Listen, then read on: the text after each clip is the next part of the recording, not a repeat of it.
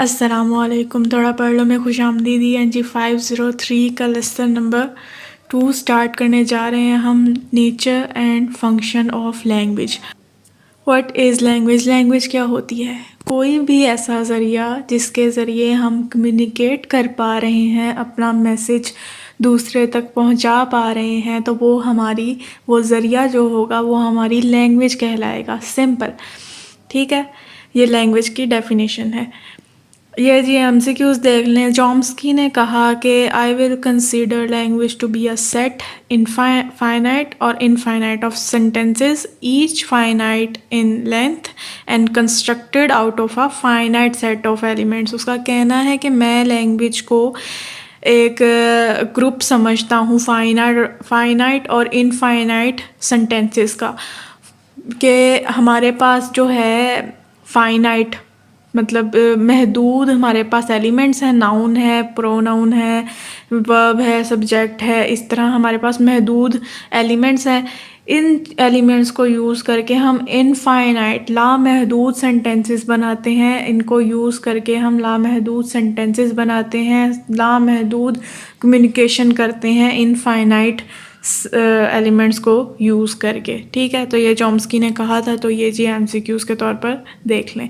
Topic number 8, functions of language. अब जी conversation में कौन से ऐसे फंक्शन हैं बात करने के दौरान, कम्युनिकेशन करने के दौरान कौन से ऐसे फंक्शंस हैं जो हमें जानने की ज़रूरत है लैंग्वेज के? There are 6 essential functions of language by the structural linguist Roman Jacobson.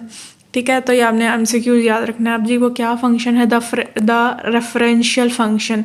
Referential function is all about describing, आप किस तरह अपनी बात डिस्क्राइब कर पा रहे हैं, ये रेफरेंशियल फंक्शन में आता है। लैंग्वेज का ये फंक्शन है कि इसके ज़रिए आप लैंग्वेज के ज़रिए आप अपनी बात डिस्क्राइब कर सकते हैं। The emotive function. Emoting function में क्या आता है कि आप लैंग्वेज के ज़रिए अपने इमोशन बयान कर सकते हैं। The emotive function is about expressing something. We do not only state facts but also add a little emotion to our communication। ठीक हो गया। द कॉग्निटिव फंक्शन, ये जी लैंग्वेज के ज़रिए आप कमांड दे सकते हैं। तो ये जो कमांड का फंक्शन है कॉग्निटिव फंक्शन में आता है, इसे कॉग्निटिव फंक्शन कहते हैं।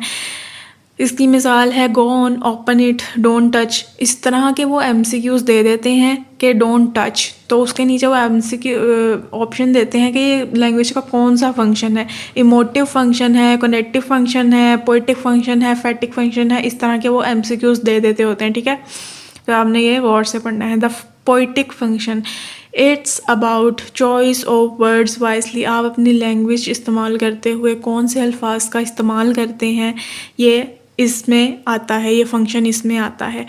It is essential in higher level of communication, मतलब इसका आप इस तरह भी ले सकते हैं कि अक्सर आपने देखा होगा जो एलीट क्लास में जो मतलब बहुत रॉयल किस्म की इंग्लिश होती है, कि उनकी जो होता है अलग किस्म की बोलचाल होती है। जो ज़रा मिडल तबका होता है उसकी ज़रा अलग किस्म की बोलचाल होती है।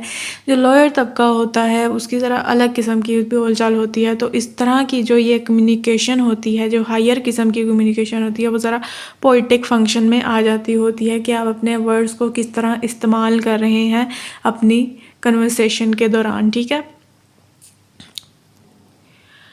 फैटिक फंक्शन क्या होता है?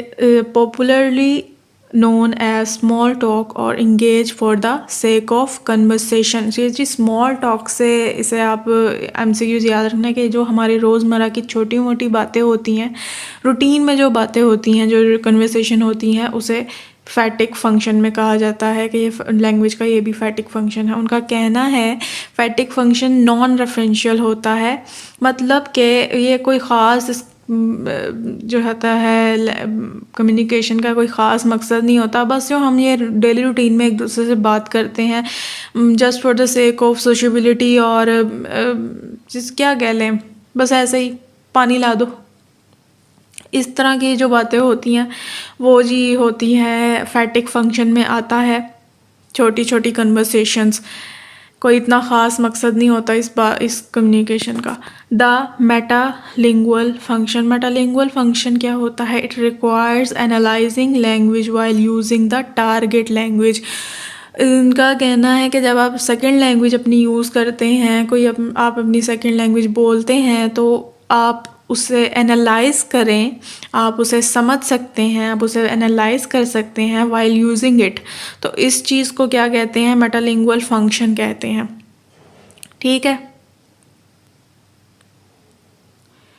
अदर फंक्शंस क्या होते हैं? अदर फंक्शंस होते हैं लैंग्वेज एज पावर, के आप किसी को कंट्रोल कर सकते हैं अपनी लैंग्वेज के ज़रिए, आप किसी को इन्फ्लुएंस कर सकते हैं, आप किसी को कमांड कर सकते हैं। तो ये इस तरह के जो फंक्शन होते हैं वो लैंग्वेज एज पावर में आते हैं। पावर ही हुई ना एक तरह की, कि आप उसे कंट्रोल कर पा रहे हैं अगले को अपनी लैंग्वेज के ज़रिए, आप उसे कमांड कर पा रहे हैं। ठीक है। लैंग्वेज एंड आइडेंटिटी, ये क्या है कि आपकी लैंग्वेज के ज़रिए आपकी आइडेंटिटी का लोग पता लगा सकते हैं, सब पता लगा सकते हैं। आप ज़रा अजीब तरीके से बोलेंगे, गुंडों के तरीके से बोलेंगे, तो आपके लैंग्वेज से सब यही पता लगाएंगे कि आप ज़रा उस कम्युनिटी के से बिलोंग करते हैं, आप ज़रा गुंडे टाइप हैं। तो आपकी ये जो लैंग्वेज है वो आपकी एक तरह से आइडेंटिटी है। तो इस तरह की जो चीज़ होती है वो आइडेंटिटी में आ जाती है। Marker of socio political identity and impression management, ठीक हो गया। Language as performative, it performs function, language के ज़रिए आप बहुत सारे फंक्शंस परफॉर्म कर सकते हैं। आप किसी को परसू कर सकते हैं, आप किसी को इन्फ्लुएंस कर सकते हैं, आप इस तरह के जो ये फंक्शन है ये परफॉर्म ही कर रहे हैं ना। लैंग्वेज आपकी, जो आप लैंग्वेज यूज़ कर रहे हैं इस तरह के कामों के लिए, ये परफॉर्म ही कर रहे हैं ना। वो बंदा इन्फ्लुएंस हो रहा है, वो इन्फ्लुएंस होकर वो काम कर रहा है जो आप चाहते हैं, तो ये एक लैंग्वेज एज परफॉर्मेटिव में आती है। ठीक है। Topic number 9, features of human language. अब जी एमसीक्यूज देख लें। कम्युनिकेशन में be the primary function but it is not distinction feature of human language. उनका कहना है कि जो मेन हमारा प्राइमरी फंक्शन है लैंग्वेज का वो कम्युनिकेशन ही है। ठीक है। पर ये कोई इतना जैसे कि कह लेना कोई अलग किस्म का खाली यही फंक्शन नहीं है, और भी फंक्शन है, पर आपने ये याद रखना है। सबसे पहला फंक्शन क्या है? रिफ्लेक्सिविटी। उनका कहना है कि ह्यूमन लैंग्वेज जो होती है वो बहुत रिफ्लेक्सिव होती है, मतलब स्ट्रेचेबल बहुत होती है। कोई न्यू टेक्नोलॉजी आ गई, उसके मुताबिक ह्यूमन लैंग्वेज अपने न्यू वर्ड्स अडॉप्ट कर लेती है। कोई इंसान बहुत सारी लैंग्वेजेस सीख लेता है, उसे बोलता है, एक लैंग्वेज में बहुत सारे वर्ड्स, बहुत सारी लैंग्वेज के वर्ड्स यूज़ करने लग जाता है। तो ये जो स्ट्रेचेबिलिटी है ना, ये ह्यूमन लैंग्वेज की एक फंक्शन है कि बहुत वसी मिकदार में वर्ड्स बन भी रहे हैं, यूज़ भी कर रहे हैं लोग। तो इस चीज़ को रिफ्लेक्सिविटी कहते हैं। डिसप्लेसमेंट क्या है? लैंग्वेज, उनका कहना है एनिमल्स की लैंग्वेज होती है ना, जो एनिमल कम्युनिकेशन होती है, एनिमल्स वही बात कर सकते हैं, वही कम्युनिकेट कर सकते हैं जो कि हाल में मौजूद है, मतलब कि जो प्रेजेंट में मौजूद है बस वो वही कम्युनिकेट कर सकते हैं।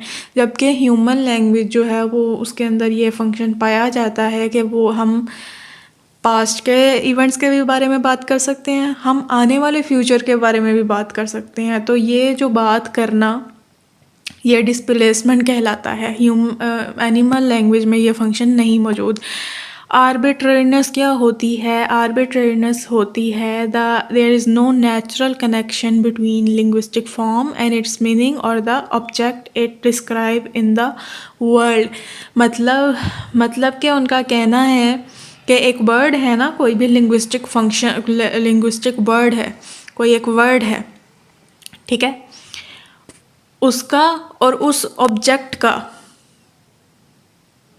कोई नेचुरल कनेक्शन नहीं है। मतलब एक पेंसिल वर्ड है और वो पेंसिल, उसका कोई नेचुरल कनेक्शन नहीं है। आज हम पेंसिल का नाम ख़त्म करके पेन रख दें और सारी कम्युनिटी उसे पेन के तौर पर बुलाने लगे, तो किसी को कुछ फ़र्क पड़ेगा? उस पेंसिल को कुछ फ़र्क पड़ेगा? कोई फ़र्क नहीं पड़ेगा। आहिस्ता आहिस्ता हम पेन को पेन कहने लग जाएंगे। ठीक है। तो उनका कहना है लिंग्विस्टिक फॉर्म में और उस ऑब्जेक्ट में कोई नेचुरल कनेक्शन नहीं होता। इस चीज़ को क्या कहते हैं? आर्बिट्ररी कहते हैं।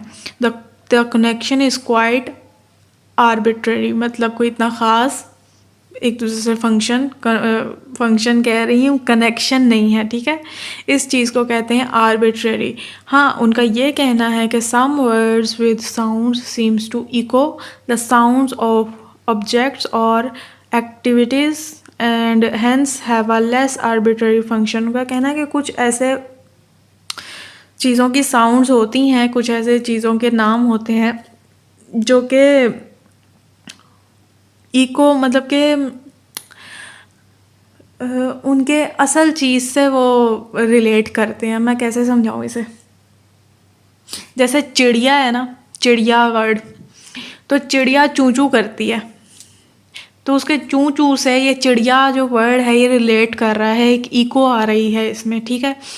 तो उनका कहना है इस तरह के अल्फाज जो हैं उसे हम लेस आर्बिट्ररी कह सकते हैं कि उनका कनेक्शन ज़रा ज़्यादा मजबूत होता है एक दूसरे से, तो ये ज़रा लेस आर्बिट्ररी आप इसे कह सकते हैं। ठीक हो गया। फॉर फंक्शन है प्रोडक्टिविटी। ह्यूमन लैंग्वेज में जो है दिन ब दिन न्यू वर्ड्स आते जा रहे हैं, लोग न्यू वर्ड्स बनाते जा रहे हैं, न्यू सेंटेंसेस आते जा रहे हैं, एक दूसरे से मुख्तलिफ हर रोज़ पता नहीं कितने अलग किस्म के सेंटेंसेस बनते जा रहे हैं। तो ये जी प्रोडक्टिविटी होती जा रही है, ये भी ह्यूमन लैंग्वेज का एक फंक्शन है। एनिमल लैंग्वेज के रिस्ट्रिक्टेड सिग्नल्स होते हैं उनके। एनिमल लैंग्वेजेस जो होती हैं वो एक क्या कह लें महदूद उनके सिग्नल होते हैं, वो वही यूज़ करते हैं सारी उम्र, वही अपने आगे से बच्चों में कन्वर्ट करते हैं, उनके कोई न्यू प्रोडक्टिविटी लैंग्वेज में नहीं होती। ठीक है। 5 कल्चरल ट्रांसमिशन। एक जनरेशन अपनी लैंग्वेज जो दूसरी जनरेशन को ट्रांसफ़र करती है तो ये कल्चरल ट्रांसमिशन कहलाता है। उनका कहना है वो acquire language in a culture with other speakers and not from parental genes. ये आपने बात याद रखनी है, जो लैंग्वेज होती है हम कल्चर के ज़रिए सीखते हैं, हम पेरेंट्स के ज़रिए नहीं सीखते, मतलब पेरेंटल जीन्स के ज़रिए नहीं आती। एनिमल लैंग्वेज क्या होती है? शेर का बच्चा जो है वो चाहे बत्तखों में रह ले, वो चाहे जहाँ मर्जी रह ले, वो धाड़ेगा ही धाड़ेगा, ठीक है। वो बत्तखों की तरह क्वैक क्वैक नहीं करेगा। जबकि ह्यूमन लैंग्वेज जो होती है, जो ह्यूमंस होते हैं, हम इंसान, हम जिस कल्चर में रहते हैं हम वो लैंग्वेज अडॉप्ट कर लेते हैं। हम अगर उर्दू हमारे पेरेंट्स हैं, पर हम छोटे होते ही वेस्टर्न ममालिक में चले गए, किसी इंग्लिश लैंग्वेज कंट्री में चले गए, हम उधर पले बढ़े, तो हम वहाँ की लैंग्वेज अडॉप्ट करेंगे। हम पेरेंटल जीन्स इन्फ्लुएंस नहीं करती है लैंग्वेज में, ठीक है। डुअलिटी क्या होता है? उनका कहना है कि ह्यूमन लैंग्वेज जो होती है वो 2 लेवल्स पे मुश्तमिल होती है। एक पहला लेवल होता है कि उसमें अलग अलग साउंड्स होती हैं, ठीक है, अलग अलग साउंड्स होती हैं। दूसरे लेवल पे हम उन साउंड्स को मिला के एक प्रॉपर वर्ड बना लेते हैं। तो ये जो अलग अलग लेवल हैं ये ह्यूमन लैंग्वेज में ही आता है और ये डुअलिटी में आता है। डुअलिटी मतलब टू लेवल्स, ठीक है। तो ये ह्यूमन लैंग्वेज का फंक्शन है। At one level we have distinct sounds NBI, ये हमारे पास अलग अलग साउंड्स हैं। अगली स्टेज पे हम क्या करेंगे, इन साउंड्स को मिला के हम मुख्तलिफ वर्ड्स बना सकते हैं, बिन, निब। तो ये जो डुअलिटी का फंक्शन है ये ह्यूमन लैंग्वेज में पाया जाता है। Topic number 10, the study of language. The study of language and the way languages work is called linguistic. Linguistic में सिंपल सी बात है, लैंग्वेज की स्टडी की जाती है, लैंग्वेज कैसे बनती है, लैंग्वेज कैसे यूज़ होती है, कैसे यूज़ होती है, कहाँ यूज़ होती है, क्यों यूज़ होती है, ऑल अबाउट लैंग्वेज की जो स्टडी है वो लिंग्विस्टिक में की जाती है। Various aspects of learning and teaching a language, मुख्तलिफ जो है पहलू पढ़ेंगे हम। क्या होता है जी? सबसे पहले आता है लैंग्वेज में the study of sounds. Sounds की स्टडी में क्या आते हैं? फोनेटिक आ जाता है, फोनोलॉजी आ जाता है। फोनेटिक में क्या आते हैं कि आप किस तरह साउंड बनाएंगे, क्या आपके मुंह के ऑर्गन यूज़ होंगे, किस तरह आप ज़ुबान हिलाएंगे तो कौन सी साउंड निकलेगी, कैसे दूसरा सुनेगा और कैसे अगला उस चीज़ को समझेगा, उस साउंड को क्या कैसे समझेगा, इस तमाम की स्टडी आती है फोनेटिक्स में। मतलब फिज़िकल अगर आप कह लें ना, जैसे कह रहे फिज़िकल एक साउंड्स की प्रोसेस जो होता है उसको आप फोनेटिक्स में ले लें। ज़ुबान कैसे हिलेगी, क्या कैसे कहाँ से सांस निकलेगी, कैसे साउंड आएगी, अगला कैसे समझेगा, उसका दिमाग का कौन सा पार्ट कैसे समझेगा, ये सब कुछ आ जाता है फोनेटिक्स में। Phonetics is the study of speech sounds, their production, transmission and perception. ठीक है। फोनोलॉजी में क्या आता है? Phonology is the study of the sound system of language, how much systems differ from one language to another.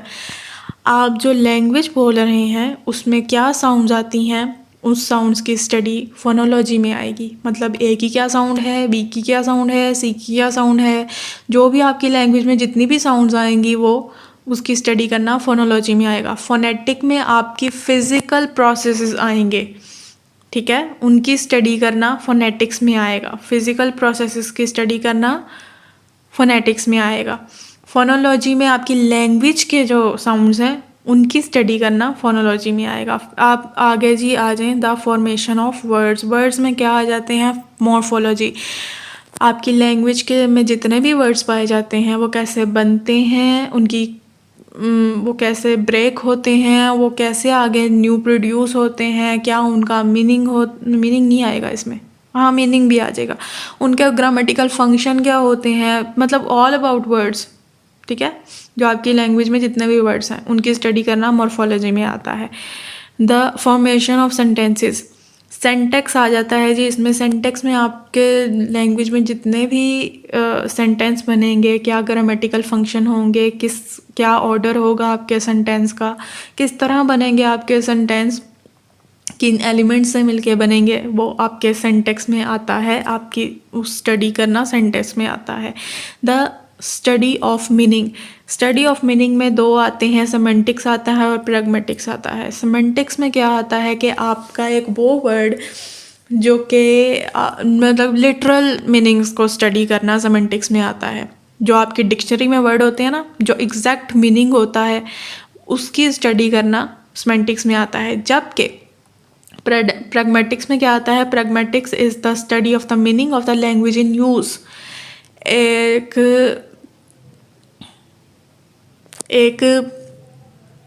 Paint brush नहीं, क्या इसकी मिसाल होनी चाहिए? बैंक। मतलब बैंक के अब दो मीनिंग है। एक जो होता है किनारे वाला बैंक, जो दरिया का किनारा होता है उसका मीनिंग उसका होता है बैंक। एक दूसरा बैंक जो हमारे गली मोहल्लों में पाए जाते हैं, जो जगह जगह पाए जाते हैं। तो अपने कल्चर के लिहाज से, अपने जो सराउंडिंग के लिहाज से जो मीनिंग आ रहा होता है उसके मुताबिक स्टडी करना वो आता है प्रैग्मेटिक्स में।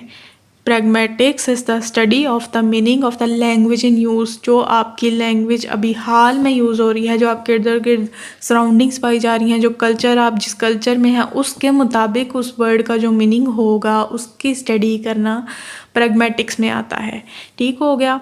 सेमेंटिक्स में जो लिटरल मीनिंग है वो आएंगे, जबकि प्रैग्मेटिक्स में जो आपके कल्चर में जो मौजूद होगा, जो आपके सराउंडिंग्स के मुताबिक जो मीनिंग बन रहा होगा, जो आपके कॉन्टेक्स्ट के मुताबिक बन रहा होगा, वो आएगा आपके प्रैग्मेटिक्स में।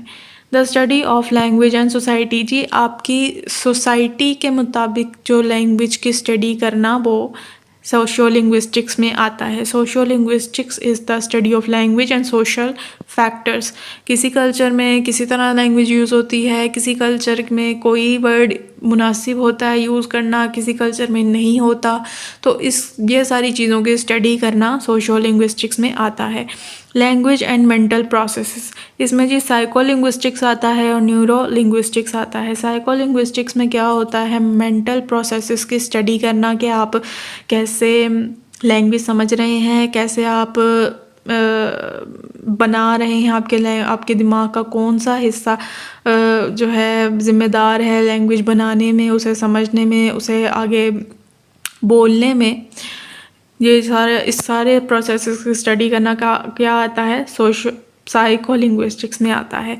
न्यूरो लिंग्विस्टिक्स में क्या आता है, उसमें भी वही सेम बात है कि is the study of how brain functions in language production, perception and acquisition.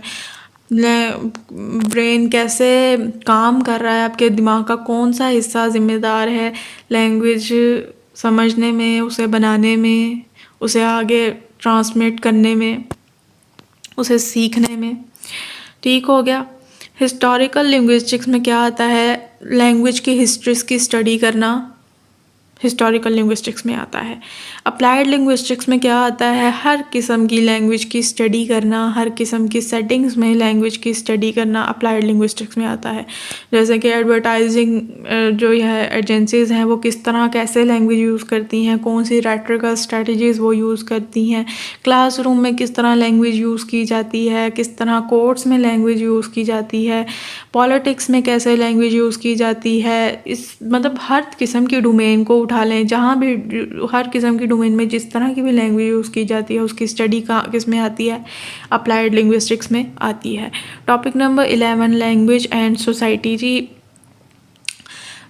Her society में उनका कहना है कि मुख्तलिफ़ सोसाइटीज़ में मुख्तलिफ़ आइडेंटिटीज़ पाई जाती हैं, power, class, status, solidarity, accommodation, face, gender, politeness, ये सारे एस्पेक्ट्स जो होते हैं इन सब की स्टडी लैंग्वेज के ज़रिए की जा सकती है। ठीक है, language is a key to understand and explain these aspects of a society. किसी भी सोसाइटी की स्टडी उसकी लैंग्वेज के मुताबिक करना सोशियो लिंग्विस्टिक्स में आता है और इसी में हम यह भी स्टडी करेंगे।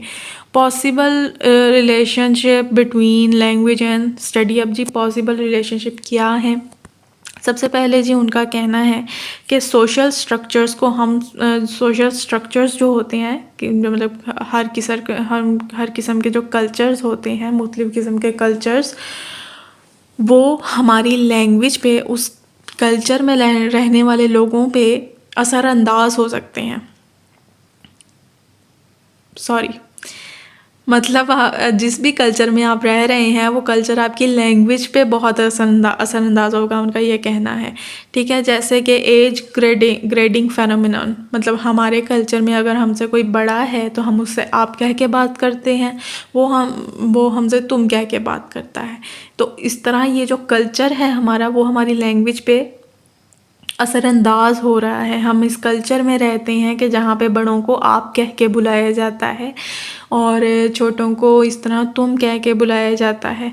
ठीक है, तो इस तरह के जो उनका कहना है कि आपका जो कल्चर है वो आपकी लैंग्वेज पे असरअंदाज होता है। The varieties of language speakers use reflect their regional, social and ethnic origin and even their gender. आप कि जो कल्चर है, आप अपने कल्चर पे जो भी आपका स्टेटस है, जो आपका जेंडर है, जो आपका क्या कह लें कि जो भी आप का एक पर्सनालिटी है वो आपकी लैंग्वेज से ही पता लगती है कि आप किस तरह बोल रहे हैं। लैंग्वेज उसके ज़रिए आपका स्टेटस पता लगेगा, आपका कौन सी लैंग्वेज, आप कौन से घराने से ताल्लुक़ रखते हैं, आपके क्या क्लास है उसका पता लगेगा। तो ये जो आपके सोशल स्ट्रक्चर्स होते हैं ना, ये आपकी लैंग्वेज पे बहुत असरअंदाज होते हैं। आपका कल्चर आपकी लैंग्वेज पे बहुत असरअंदाज होता है। फिर जी वॉर्फियन हाइपोथेसिस, उसने ये एक वॉर्फियन है, उसने हाइपोथेसिस दिया। उसने क्या कहा कि लिंग्विस्टिक स्ट्रक्चर जो होते हैं, जो आपकी लैंग्वेज होती है, वो आपके बिहेवियर, वो आपके सोशल स्ट्रक्चर पे बहुत असरअंदाज होती है।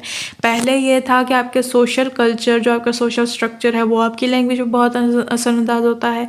अब ये वॉर्फियन ने क्या कहा कि आपकी लिंग्विस्टिक जो आपकी लैंग्वेज होती है वो भी आपके क्या कहते हैं, सोशल स्ट्रक्चर पे, आपके कल्चर पे असरअंदाज होती है, उसे इन्फ्लुएंस कर सकती है। उसके ज़रिए आपकी लैंग्वेज के ज़रिए पता लगाया जा सकता है आप कौन से कल्चर से बिलोंग करते हैं। ठीक है, दो चीज़ें उसने दी, linguistic determinism, linguistic relativity. Linguistic determinism क्या है ये, different languages impose different conception of reality.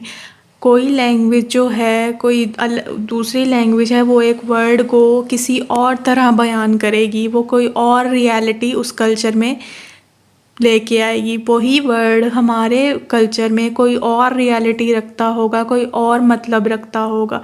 ठीक है, तो ये जो होती है, ये जो डिफरेंस होता है लैंग्वेज का, ये डिफरेंट कॉन्सेप्ट बनाता होता है डिफरेंट कल्चर्स में। ठीक है, एक ये चीज़ हो गई। दूसरा है linguistic relativity. Linguistic differences between cultures are associated with cultural differences in thinking. कि ये जो लैंग्वेजेस अलग होती हैं, ये जो लिंग्विस्टिक डिफरेंसेस होता है, ये बेसिकली लोगों की कल्चर में जो डिफरेंस होता है उन्हीं की वजह से क्रिएट होता है। लोग एक दूसरे से अलग होते हैं थिंकिंग में, दूसरे एक कल्चर का जो है थिंकिंग प्रोसेस अलग है, दूसरे कल्चर का थिंकिंग प्रोसेस अलग है। अब मिसाल के तौर पर हमारी मिसाल ले लें, पाकिस्तानियों के कल्चर की मिसाल ले लें, उनके हमारा थिंकिंग प्रोसेस वेस्टर्न कल्चर्स के मुताबिक नहीं है। ठीक है, तो हमारी लैंग्वेज जो है वो हमारी रियलिटी को बयान करती है, हमारी रियलिटी, हमारे कॉन्सेप्ट्स हमारे लैंग्वेज को बयान करते हैं। ठीक है, जबकि उनकी लैंग्वेजेस उनके कल्चर के मुताबिक है। तो ये जो है कि ये जो लैंग्वेज है जिसके ज़रिए कल्चर बयान किया जा सकता है, कल्चर इन्फ्लुएंस हो सकता है, कल्चर को डिटरमिन कर सकते हैं, ये जो चीज़ है ये वॉर्फियन हाइपोथेसिस में आती है। ठीक है,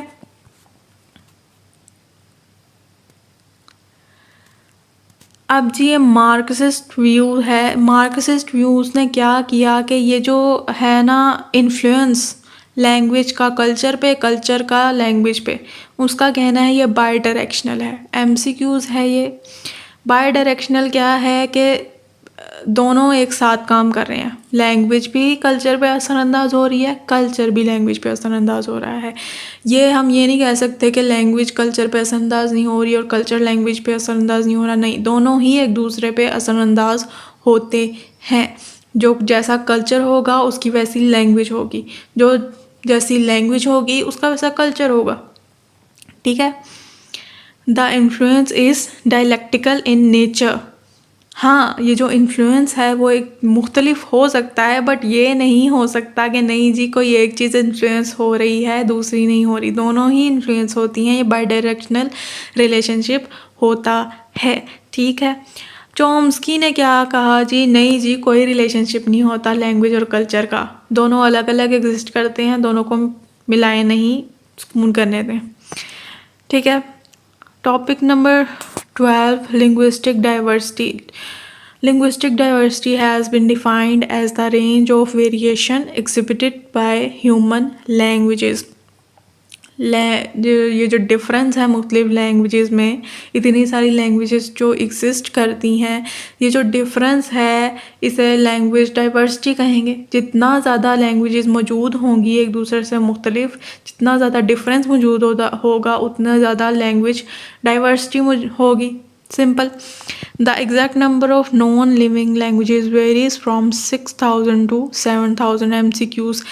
एथनोलॉग डिस्क्राइब करते हैं a living language as the language that has at least one speaker for whom it is their first language. Ethnologue कहते हैं कि लिविंग लैंग्वेज आप उसको कह सकते हैं जिसका जो नेटिव स्पीकर है वो ज़िंदा हो और उसकी ये फर्स्ट लैंग्वेज हो, कम से कम एक तो ज़िंदा हो, वरना आप उसे लिविंग लैंग्वेज नहीं कह सकते अगर कोई भी नेटिव स्पीकर उस लैंग्वेज का मौजूद नहीं है। English and linguistic diversity. अब जी लिंग्विस्टिक डाइवर्सिटी में इंग्लिश का क्या किरदार है जी, उनका कहना है कि जिस तरह साइंस, टेक्नोलॉजी और बिज़नेस में ये इंग्लिश को बहुत ज़्यादा आगे आ गई है और ये ग्लोबलाइज्ड हो गई है, तो इसकी वजह से बहुत ज़्यादा लिंग्विस्टिक डाइवर्सिटी कम हो गई है। नेगेटिव इम्पैक्ट डाला है इसने लिंग्विस्टिक डाइवर्सिटी पे। कैसे कि जी जब आपने एक लैंग्वेज को ऊपर रख दिया ना और सबको कह दिया कि नहीं जी इसे सीखें, इसी के ज़रिए सबको सारी राहें इसी के ज़रिए खुलेंगी, तो लैंग्वेज जो लोग हैं वो अपनी लैंग्वेज छोड़ देते हैं, लोग अपनी लैंग्वेज को तर्क कर देते हैं, वो लैंग्वेज आहिस्ता आहिस्ता हो जाती है पीछे, ख़त्म हो जाती है, लॉस हो जाती है। तो जब एक लैंग्वेज ही सब बोलेंगे तो कौन सी क्या डिफरेंस रहेगा दूसरी लैंग्वेज में, जब वो लॉस हो जाएंगी, वो मर जाएंगी, एक ही लैंग्वेज रह जाएगी, और तो क्या होगा, लैंग्वेज डाइवर्सिटी ख़त्म हो जाएगी। तो ये इम्पैक्ट है। Reasons to maintain linguistic diversity, क्या क्या रीज़न है। जो लैंग्वेज होती है वो आइडेंटिटी एक्सप्रेस करती है, जितनी ज़्यादा लैंग्वेजेस होंगी उतने ज़्यादा मुख्तलिफ़ किस्म के आइडेंटिटीज़ के लोग होंगे, ठीक है। Languages are repositories of history, जितनी ज़्यादा लैंग्वेजेस होती हैं उतनी ज़्यादा उसकी हिस्ट्रीज़ मौजूद होती हैं। वो जो लैंग्वेजेस होती हैं ये ज़ख़ीरा होती हैं एक किस्म का हिस्ट्री का, कि लैंग्वेजेस के ज़रिए पता लगता है कि ये इस कल्चर से बिलोंग करती है, इतनी हिस्ट्री है इसकी मौजूद। तो जो लैंग्वेज डाइवर्सिटी है इस वजह से भी मेंटेन करनी चाहिए। एक लैंग्वेज लॉस हो जाएगी तो उसके साथ उसकी हिस्ट्री भी लॉस हो जाएगी, जिस कल्चर से वो बिलोंग करती होगी वो भी, उसकी भी हिस्ट्री लॉस हो जाएगी। ठीक हो गया। Language contribute to the sum of human knowledge, जितने ज़्यादा कल्चर्स मौजूद होंगे, जितनी ज़्यादा लैंग्वेजेस मौजूद होंगी, उतना ज़्यादा नॉलेज मौजूद होगा। Languages are interesting in themselves, ethnological diversity, जितनी ज़्यादा लैंग्वेजेस मौजूद होंगी उतने ज़्यादा कल्चर मौजूद होंगे, उतनी ज़्यादा डाइवर्सिटी मौजूद होगी। ये सारे फजूल से रीज़न है जिसकी वजह से आपने मेंटेन रखनी है, ठीक है। बस जी, इसी के साथ हमारा लेसन ख़त्म। अपना ध्यान रखें, दुआ में याद रखें। अल्लाह हाफिज़।